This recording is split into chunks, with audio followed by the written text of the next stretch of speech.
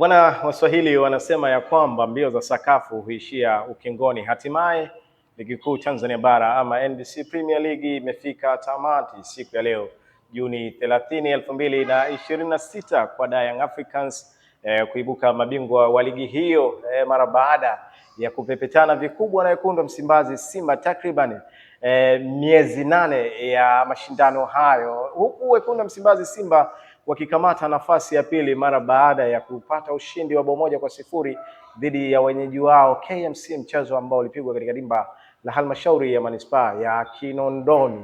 Na mchezo huo bao pekee la wekundu wa Msimbazi Simba likifungwa na Ino Luemba kwa mkwaju wa penalty mara baada ya Anthony Mligo kufanyiwa madhambi katika mchezo huo, na hivyo kuwezesha wekundu wa Msimbazi Simba kufikisha alama 73 katika michezo 30 ambayo wamecheza, huku bingwa Young Africans akifikisha alama 75 mara baada ya michezo 30. Lakini tunakwenda kutazamia kile ambacho kimejitokeza kwa msimu mzima, wapi wekundu wa Msimbazi Simba wamefeli na wapi Young Africans walikuwa bora kwa msimu huu. Niko naye mwalimu hapa kuzungumza yale ambayo binafsi yeye anaamini kwa upande wake aliyatazamia katika kipindi chote cha mashindano mpaka leo ligi ilipofika tamati. Lakini nikukumbushe tu SFTV tuko hapa Komba Furniture and Decoration, ambao wamekuwa wakitupa nguvu kubwa sana ya kufanya kile ambacho tunastahili kukifanya, kuwajuza na Simba kile ambacho wanapaswa kukijua kuhusiana na Simba yao. Mwalimu, pole kwanza ndugu yangu. Nashukuru sana, tupeane pole wote. Lakini pia tupeane pongezi kwa kidogo tulichokipata. Ndio mipango ya Mungu. Haikuwa sio kwamba tulipanga tuwe nafasi ya pili safari hii, lengo lilikuwa ni kuchukua ubingwa, lakini ndio imetokea tumekuwa wa pili kwa mara ya pili.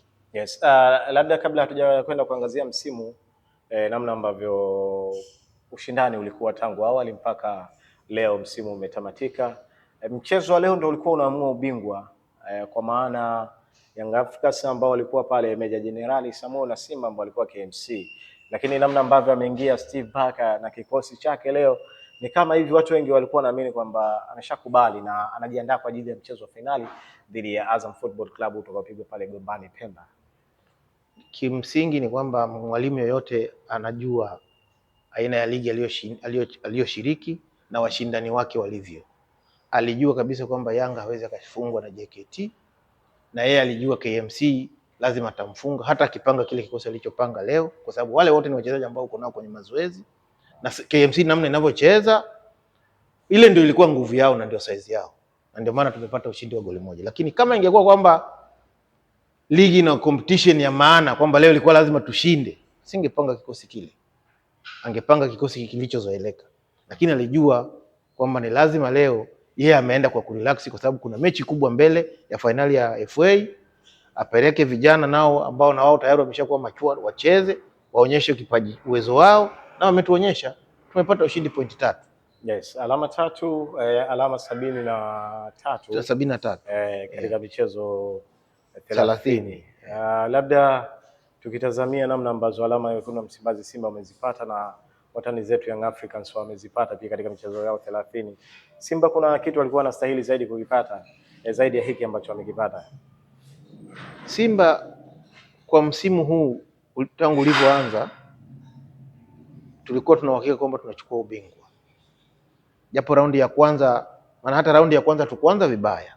Tulianza na kocha wetu ambaye ni Bwana Fadlu Davis ambaye baadaye aliondoka, lakini akaja kocha mwingine Bwana Matatu wakiwa na Matola, wakatupeleka kidogo. Mwisho wa siku viongozi wakaona yule hawezi kutufikisha kwenye nchi ya ahadi, mwisho wakamtafuta Steve Barker ambaye ametufikisha kwenye hatua hii ya kufika kwenye nafasi ya pili. Lakini Simba kwa baada kuja Steve Barker tulikuwa na uhakika sasa kwamba tunachukua ubingwa, kwa sababu toka Steve Barker amefika mechi yake ya kwanza ametoa sare dhidi ya Mtibwa Sugar.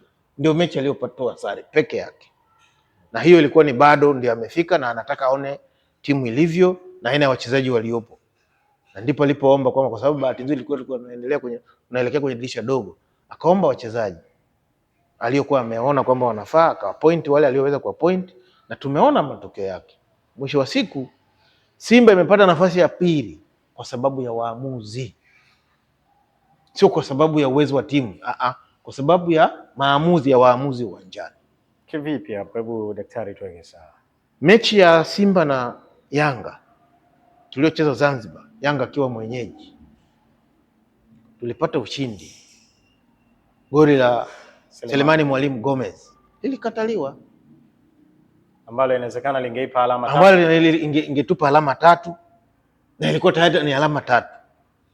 Tunaenda kuchukua pointi zile tatu zimepotea, tukaambulia pointi moja, kwa hiyo mbili zikaelea. Hizi mbili ndio leo zimetufikisha hapa. Lakini kama hiyo haitoshi, mechi na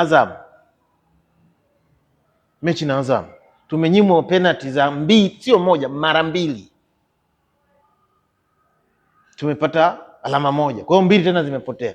Kwa Simba amepata alama, nafasi ya pili kwa pointi 73 kwa sababu ya waamuzi, sio kwa sababu ya matokeo waliotarajia kuyapata uwanjani. Mimi kwa sasa hivi nashukuru kwamba tumepata Simba Fans TV. Labda kwa hapo kidogo, Simba kwa mujibu wa kile ambacho kinazozungumzwa na wadau wengi wa mpira ni kwamba Simba kuna baadhi ya maeneo walinyongwa ambapo walistahili kupata matokeo zaidi ambayo waliyapata. Kuna namna wapinzani pia labda ambao walikuwa ni washindani wakubwa wa Simba Africans labda walinufaika na maamuzi mabaya. Yanga wamenufaika na maamuzi si zaidi ya mechi tano. Zaidi ya mechi tano. Mechi na Namungo ya kwanza. Kama mlikuwa mnafuatilia, mechi ya Namungo ni mechi ya kwanza ambao walipewa ushindi wa goli 1-0. Yanga ndio ilitakiwa, na Namungo alinyimwa penalty 3 mechi ile. Kwa hiyo Yanga sio kwamba ni mnufaika kwa mechi zaidi ya mechi 5. Nimetolea hiyo tu kwa reference kwamba watu wafuatilie, alafu waende wakae kwenye TV waanze kuanalyze hizo mechi ambazo Yanga amepata mechi 5, ni pamoja na ikiwemo na ya Simba na mechi na KMC ambayo pia na mechi na KMC. Kwa hiyo mechi ziko 5. Namungo, Simba, KMC. Ni mechi ambazo Yanga amenufaika. Mechi na Tanzania Prison, mechi ambayo Yanga amenufaika. Hiyo ni ya 4. Kuna wengine watafute hiyo ya 5 ni ipi, wataiona. Kwa hiyo Yanga ni mnufaika na ligi hii kupitia waamuzi mpaka na bodi ya ligi yenyewe, kwa sababu Yanga amefika mahali yeye ndiye alikuwa anapanga uwanja gani atumie, uwanja gani mpinzani wake atumie. Yeye ndiye alikuwa anapanga. Sasa mimi nimeshindwa kuelewa kwamba hii ligi ilikuwa inaendeshwa na bodi ya ligi ama ilikuwa inaendeshwa na Yanga. Kama ingekuwa inaendeshwa na bodi ya ligi, wange strict kwenye sheria za mpira. Ndio maana Yanga wamefika mahali hata kuvaa wao wanavalia nje ya uwanja, wanapigwa adhabu ambazo wakati mwingine wanaona ni kawaida tu kwao, ni kawaida, ni biashara ambayo wameizoea, kwa sababu hata leo wamerudia yale waliofanya kwa Simba. Kwa hiyo Yanga ilionekana kwamba ndio wenye ligi, sio bodi ya ligi wala sio TFF. Yanga ndio wanaamua ligi wafanye nini. Kuna namna bodi ya ligi ama wenye mamlaka wanakosea na mpira. Kwa kweli wanatukosea sana. Kuna mambo ambayo wanaweza wakawa wameendesha vizuri, lakini mimi kwangu bodi ya ligi safari imefeli. Ndio ligi pekee ambayo imeisha kombe la dunia inachezwa. Duniani kote vilabu vyote timu 16. Ligi ambayo inaendeshwa kwa weledi kwa timu 16. Nchi zina timu 20, timu 18 walishamaliza ligi. Sisi timu 16. Tunamaliza mwezi wa 6 tarehe 30. Unaona imekaa sawa hii? Kwa ni lazima bodi ya ligi wakae wajitathmini na Yanga yao. Kama Yanga ndio wanapanga ratiba ya ligi, basi waiache ligi icheze yenyewe, ichukue kombe kila siku. Kwa sababu sio wengine wanatumia muda wao, akili zao. Alafu kuna mtu ambaye yeye ameshajipangia namna hii ligi itakavyoendeshwa. Hiyo haiwezi kusaidia mpira wetu. Kuna namna ambayo yamekuwa yakizungumzwa mengi kwenye mitandao ya kijamii. Tumekuwa tukiona vyanzo mbalimbali vya habari kwamba viongozi wa watani kwa maana ya Africans wamekuwa na ule umoja ambao wamekuwa wakisimama na timu yao hata kwenye vitu ambavyo vinaonekana ni negative, ili mradi kuweza kupata ushindi. Lakini viongozi wa Simba wamestick kwenye mpira, na hii ndio imekuwa sababu kubwa. Kwa lugha rais wanasema kwamba mpira wa Kiswahili unaendeshwa Kiswahili, kitu ambacho viongozi wa Simba wamekikataa, na hiyo ndio imekuwa sababu inayoiponza Simba kwa kipindi kikubwa kwenye mapambano haya. Kuna ukweli wote wa kauli hii? Kimsingi ni kwamba Simba ina viongozi wanaojua nini maana ya mpira. Ni watu ambao ni angalau yawezekana walipitia kwenye mpira, walicheza, wanajua sheria za mpira. Mpira uendeshwi kwa mihemko, mpira unaongozwa kwa procedure za mpira. Sasa Simba ukiangalia hata wanavyokaa uwanjani, viongozi wetu, ile benchi la ufundi tu, meneja wa Simba mwenyewe na benchi lote la ufundi anajua nini kazi yake uwanjani. Kazi ya meneja ni ipi? Lakini Yanga meneja wao ni kocha, sio meneja tena, naye anainuka. Hata leo ndio mtu anayeongoza kuonyesha, kupeleka mashambulizi kwa waamuzi. Hata leo amenyanyuka sana. Kocha anaenda kuelekeza na yeye anataka elekeze. Wewe ni meneja. Sasa Simba sisi tulikuwa viongozi wetu wamefanya kazi kwa uweledi, wameachia nafasi ya makocha waongoze timu, wafundishe mbinu za mpira wachezaji wao. Na mimi nakwambieni, Simba ndio timu inayonufaika na hii ligi. Ndio maana hata kienda kwenye mechi za kimataifa itaendelea kufanya vizuri, kwa sababu Simba kila mechi kwake ni fainali. Fuatilia mashindano haya hata leo na KMC, umeona Simba mechi yoyote kwake ni fainali. Kwa hiyo wachezaji wa Simba wanapata kitu, lakini hawa ambao wao wanaenda wakiwa na matokeo, wakikutana na Simba ndio unaona kwamba hawa ni watu wanaotafutiwa. Sisi tumetereza kwenye mechi ya 2-2, tulitereza. Ile ndio unajua tulitereza, lakini mechi zingine zote tumecheza mpira. Timu imetafuta ushindi kwa jasho na damu. Wachezaji wamejituma. Safari hii wachezaji wa Simba wapewe kongole wote. Wamejituma vizuri, wamefanya kazi nzuri. Mwalimu alipanga timu yake vizuri na benchi lake walijipanga. Wametufurahisha kwa kweli. Ndio. Mimi kama mdau wa mpira kwa kweli nimefarijika sana na Simba yetu, lakini kongole. Lakini lingine ambalo niwapongeze Simba, nyinyi Simba Fans TV. Hiki mnachokifanya sasa ndio kitasaidia Simba. Hichi mnachokifanya leo, kupata fan, mnapita kutafuta taarifa za mpira, nini kifanyike. Hii sasa ndio itasaidia Simba. Wenzetu hawa wamekuwa ni wajanja wa kununua vyombo vya habari. Wamevitumia kutengeneza propaganda za hapa na pale, kuhakikisha kwamba timu yao inaonekana iko imara, hata kama haiko imara. Kwenye maeneo hayo mengine walicheza kwa namna hiyo. Wakafanya na baadhi ya washabiki wa Simba, wale wasiojua mpira, wakawa na hemka. Unajua kwenye mtandao unaweza kupata taarifa ya juzi ukafikiri ni ya leo. Ikakupoteza kabisa. Ukaamini kwamba hiki ni kweli cha leo, kumbe sio cha leo.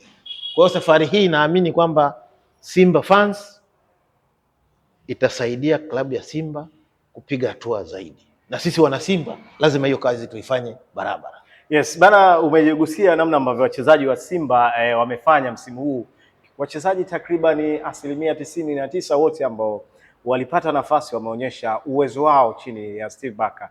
Labda mwalimu, nikupe nafasi ya kuchagua mchezaji ambaye anaweza kunyang'anyia kinyang'anyiro cha mchezaji bora msimu huu wa ligi kuu Tanzania bara kutoka ndani ya kikosi cha wekundu wa Msimbazi Simba. Na unajua ukitaka kukaa sasa kwenye Simba safari walivyocheza, kumwanalyze mchezaji mmoja mmoja mpaka upate kwamba huyu ndio mchezaji bora. Mimi nataka tuanze na wale ambao, ama tuende na ambao walikuwa mwanzo, tangu mwanzoni mwa msimu. Hawa waliokuja Januari. Mwanzoni mwa msimu mimi natoka na beki wangu. Derek Roshen Dariak. Yule sina kipingamizi naye. Anastahili tuzo. Kwa sababu ni mchezaji ambaye alikuwa anacheza zaidi ya namba moja. Beki yupo, kiungo yupo, mshambuliaji yupo. Na amefunga. Kama sikosei. Kwa hiyo ni mchezaji ambaye kwangu, kwa uchaguzi wangu na uchambuzi wangu, anastahili kuwa man of the match kwenye klabu yetu ya Simba. Anastahili kubeba tuzo mchezaji bora. Anastahili kabisa. Nafikiri katika mabeki waliocheza ligi hii, sijaona ambayo unaweza kusema kwamba angalau amemfikia. Yaani ile angalau hayupo. Hayupo. Huo ndio ukweli. kwa mtu anayejua mpira, anayejua kukaa naangalia timu ligi ilivyochezwa na aina ya wachezaji kwenye nafasi ya beki, Roshan Derek ni nyota, anastahili kupewa tuzo. Steve Barker labda kocha bora msimu anaweza. Yule si hata leo amepata tuzo ya mchezaji bora wa mwezi. Nafikiri kwa muda alioingia hapa, kuna kocha gani ambaye amecheza mechi kama ngapi bila kupoteza zaidi ya Steve Barker kwenye msimu huu? Sababu makocha wengi waliokuja wengine wameondoka, lakini yeye toka amekaa kwenye benchi la Simba, kupoteza kwake ni sare, sio kufungwa. Kupoteza kwake ni kutoa sare. Msimu uliopita tuzo hazikutolewa hizi, unajua. Zile tuzo hazikutolewa, nafikiri walijua kwamba Simba ilikuwa inachukua tuzo nyingi, wakatubania. Safari watupe. Safari wazitoe mapema, ndio zinaleta ladha ya ushindani. Sawa. Yeah. Bana, huyo ni teacher ama mwalimu, tukizungumza kwa uchache yale ambayo yamejitokeza msimu huu. Nadhani tutapata nafasi kubwa zaidi ya kuzungumza leo. Hali si shwari kutokana na kile ambacho kimetokea siku ya leo. Huo ndo uhalisia, lakini nikwambie tu tunapewa nguvu kubwa sana nao Komba Furniture and Decoration. Hao ni watengenezaji, wauzaji na wasambazaji wa furniture mbalimbali. Design zote unazohitaji zinapatikana hapa ofisini. Ukihitaji vitanda, meza, sofa, viti, zote zinapatikana hapa, na hawa ndio ambao wanatupa nguvu kubwa sana wakati wote. Langu jina ni Abdallah, nyuma kamera Shabani kwa ubora kabisa anahakikisha mambo yanakwenda bamba.